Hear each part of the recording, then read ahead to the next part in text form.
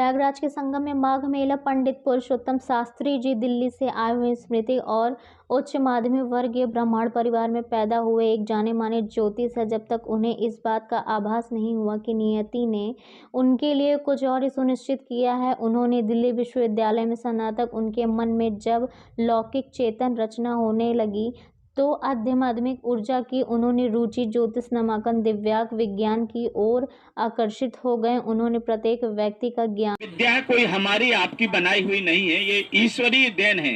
भृगु जी महाराज ने जब सृष्टि की रचना हुई थी तो उन्होंने खगोल शास्त्र की रचना की कि यदि बालक का जन्म सूर्योदय के समय में होता है तो उसका भविष्य कैसा रहेगा। सूर्य की परछाई उसके फेस पे पड़ रही है तो इस भविष्य बालक का जो भविष्य वो कैसा होगा। तो बहुत सारे लोगों के मन में होता कि अरे ज्योतिष कोई नहीं है। मैं इस चीज को नहीं कहूंगा, मैं ये कहूंगा कि साइंस है, विज्ञान है। पर आपने जो क्वेश्चन किया कि बहुत सारे राजनेता होते हैं, देखिए लोग बाग टिकट ले लेते हैं, चुनाव लड़ते हैं, पर वो भी अंधेरे में तीर मारने जैसा होता है। दो तरह से हम विजय प्राप्त कर सकते, एक हमारा कर्म होता है और एक हमारा भाग्य होता है। यदि दोनों में से एक ही रहेगा, कोई सोचे कि हम भाग्य की दम पर ही सब कुछ कर लेंगे तो बिल्कुल रॉन्ग है, गलत है, वो ऐसा नहीं होता। चक्षु ज्योतिषम, वेद की जो चक्षु है वो ज्योतिष है। प्राचीन काल में ऋषि मुनि क्या करते थे, त्रिकालदर्शी होते थे कि वो एक साथ बैठ करके तीनों लोगों को देख लेते थे। वो कोई अलग से कोई जादू नहीं होती थी, यही प्राचीन विद्या, यही ज्योतिष शास्त्र है। इसको हम कितना मानते हैं ये हमारे ऊपर डिपेंड करता है। इसलिए जीवन में ज्योतिष का बहुत बड़ा प्रभाव होता है। आज हम जिस कार्य को कर रहे हैं ये आज हम नहीं कर रहे, हमारी आने वाली जो पीछे पीढ़ी गई, कम से कम 10 पीढ़ी का जो हमें पता है।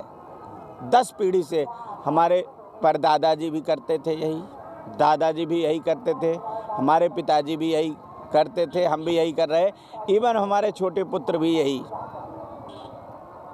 कर रहे। तो यह जो ज्योतिषीय विद्या है ये किसी इंसान की बनाई नहीं है।